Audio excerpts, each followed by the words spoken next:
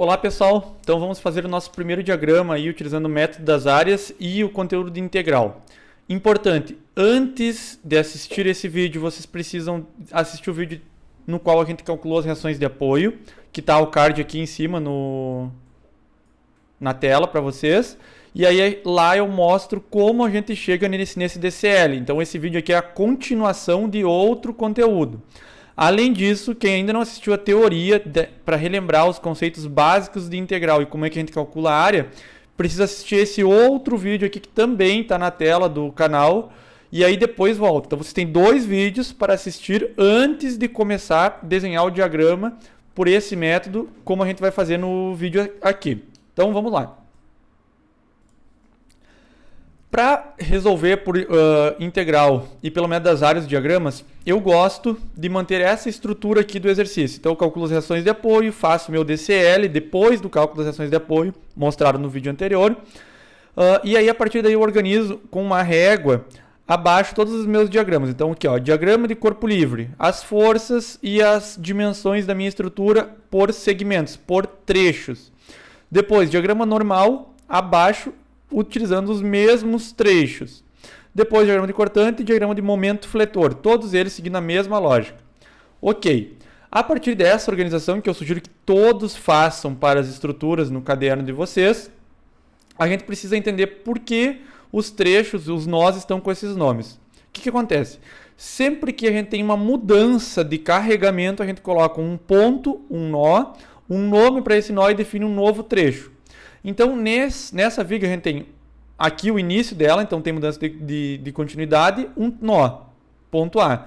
Depois, lá no ponto B, a gente tem uma carga, mudança de carregamento. Ponto B, segue até o ponto C sem nenhuma alteração.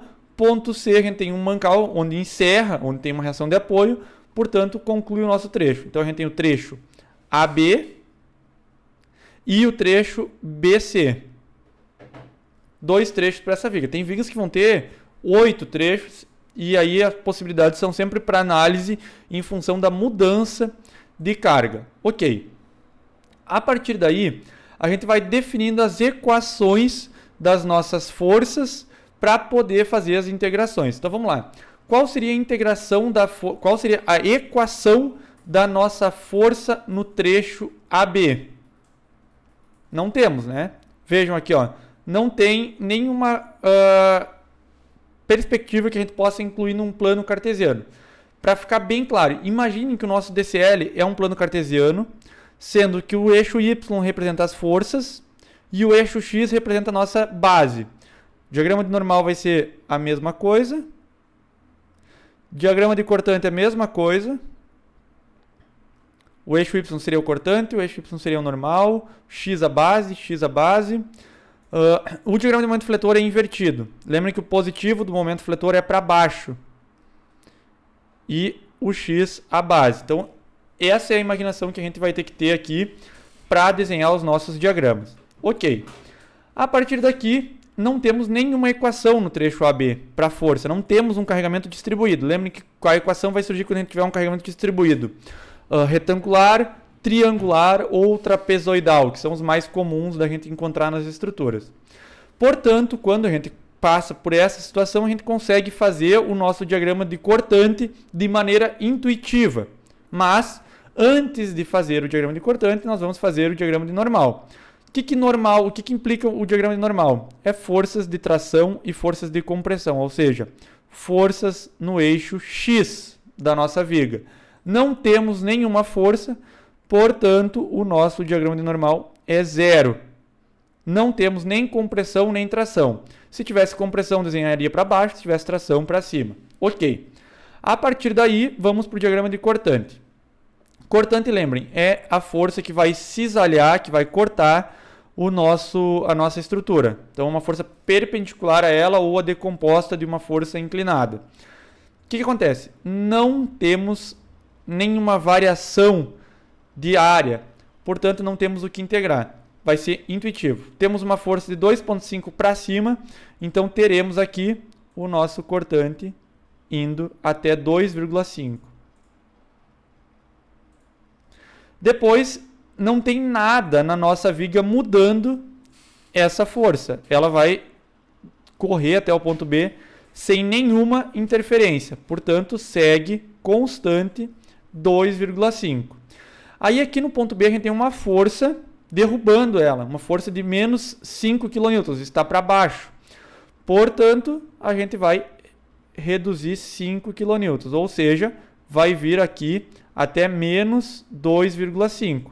Vejam, estava em mais 2,5 e foi aplicada uma força de menos 5, ela caiu para menos 2,5. Essa carga, esse cortante de menos 2,5 vai seguir constante até o ponto C, porque não tem nenhuma força alterando a sua inclinação. Então, menos 2,5. Seguimos aqui, chegamos no ponto menos 2,5.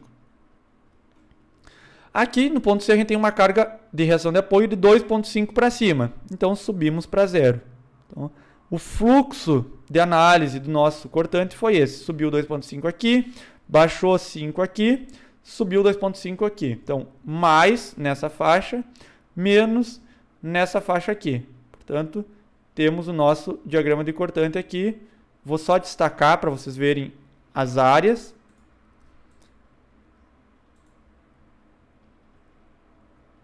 E aí, isso aqui a gente vai utilizar para dimensionar as nossas estruturas lá em resistência dos materiais, concreto armado e outras disciplinas. Importante, pessoal, como é que eu sei que eu posso ter acertado? Porque chegou em zero. Ele começou em zero e chegou em zero. Isso aqui indica que a nossa estrutura está em equilíbrio. Se a gente não tivesse concluído, zerado o nosso diagrama, com certeza estaria errado. Ok. Com base nisso que a gente fez, a gente também verificou aqui, ó, que no trecho BC a gente não tem equação de força, ó, não tem força, só ponto A, o ponto não tem equação, é um número, 2,5, 5 e assim sucessivamente. Mas, olhando para o nosso diagrama de cortante, a gente sabe as nossas equações. Ó. Olhando para o gráfico aqui, a nossa equação no trecho AB é mais 2,5, é uma constante, é do tipo y igual a ax mais b. Y igual, não temos variação de ângulo, é linear. Então, 0x mais b. B é o quanto corta o nosso eixo y. Corta o eixo y em mais 2,5. Portanto, a nossa equação do cortante aqui, mais 2,5. Tem que estar afiado em cálculo em matemática. Lá no trecho BC, mesma analogia, não tem inclinação, então 0x. Só que ele corta o eixo y ó, em menos 2,5. Então, a nossa equação aqui, menos 2,5. Ok. Agora, a gente vai fazer a integração do nosso cortante para chegar na equação do momento. Importante, antes de integrar, a gente vai marcar. Qual é o valor do momento no ponto A? Zero. Por que é zero? Porque não tem nenhum momento no DCL aplicado. Então, ele vai começar em zero. Nosso momento no ponto A é zero. Então, aplicamos a integral do cortante, integral de 2,5 em função de x. Fazendo essa integração, lembrem do vídeo que vocês assistiram lá, estava no card, logo no início. A integral de 2,5x, ou seja, a integral de uma constante, vai ficar 2,5x mais uma constante. O que é essa constante? Agora ela começa a ter um valor. Essa constante, vocês vão ler o valor do momento lá no ponto A. Qual o valor do momento no ponto A? Zero. Então, nesse caso aqui, a constante vale zero. A nossa equação do momento vai ser 2,5x. Mais 2,5x. A constante vale zero. Por quê? Vocês vão pegar, vão ler o valor do momento lá no ponto A, que a gente acabou de marcar zero, porque não tem nenhum momento aplicado.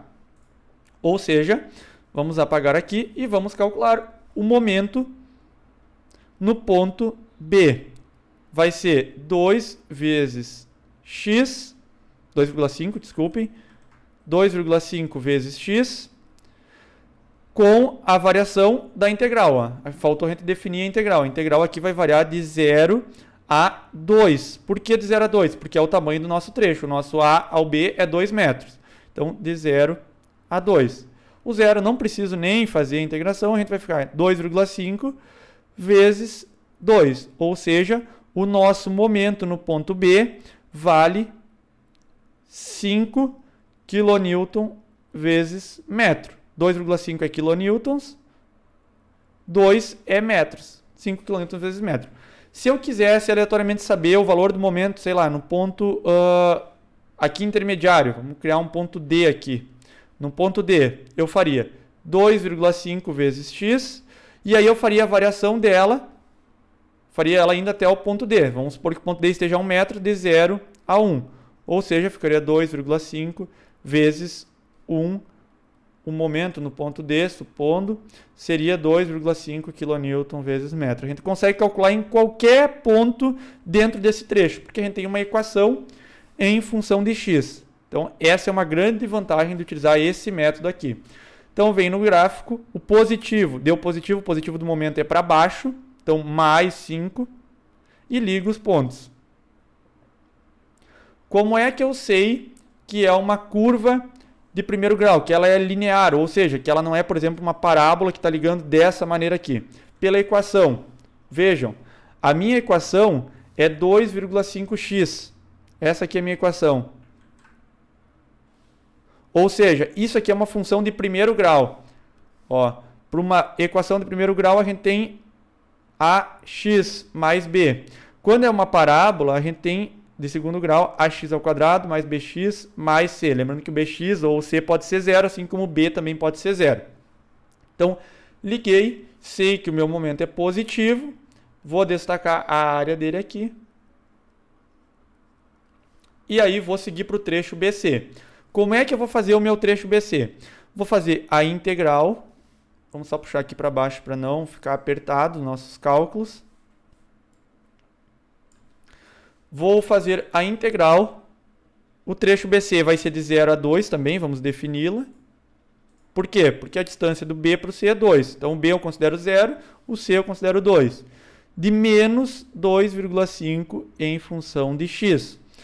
Isso aqui vai me dar 2,5x negativo mais uma constante. Aí eu pergunto, qual é o valor dessa constante aqui? Vamos lá, eu vou ler a minha constante no momento do ponto B. Quanto vale o meu momento no ponto B? Mais 5. Acabei de calcular. Então, a minha constante aqui começa a ter número. Então, o meu momento, a equação do meu momento para o trecho BC vai ser menos 2,5x mais a constante, que vale 5. Então, essa aqui é a equação do meu momento. Sempre eu faço a leitura da minha constante. Constante do momento. Vou no momento, no diagrama de momento, e no ponto onde começa o meu trecho. Antes era 0, agora é 5. Ok.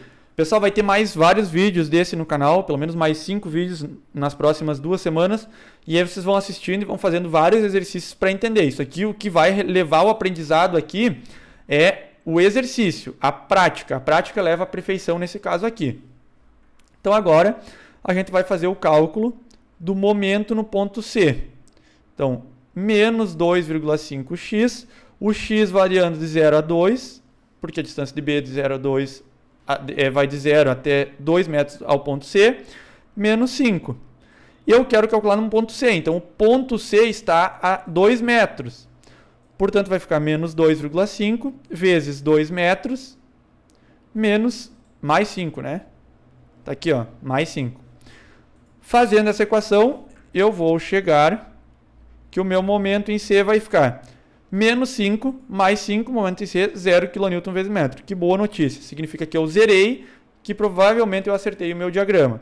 É uma equação de primeiro grau, então eu ligo de maneira linear, ó, menos 2,5x mais 5. Positivo, porque está para baixo do nosso gráfico. E aí eu tenho meu diagrama do momento. Ah, vamos colocar um ponto extra aqui. Quero calcular no ponto E. Qual o valor do momento no ponto E? Vai ser menos 2,5x. Vou supor que o meu ponto E está a 1 metro do ponto B, que seria onde começa o meu trecho. Então, 0 a 1, mais 5. Vai ficar menos 2,5 vezes 1, mais 5. O meu momento em C, em E, desculpa, vai ser mais 2,5 kN vezes metro. E aí eu consigo definir vários pontos o momento exato. Se eu quisesse descobrir em 1,782, consigo, porque eu tenho basta substituir por x, eu tenho a equação dele. Então, esse aqui é o método das áreas. Eu mostrei para vocês que tudo que a gente está fazendo aqui é calcular a área no vídeo anterior, que vocês devem ter assistido obrigatoriamente antes de acompanhar esse exercício. Se vocês não viram como chegamos aqui no DCL e como se trabalham com essas integrais para montar essa tabelinha aqui, vocês não aproveitaram esse exercício. Voltem e assistam os 2 vídeos que apareceram nos cards lá do começo.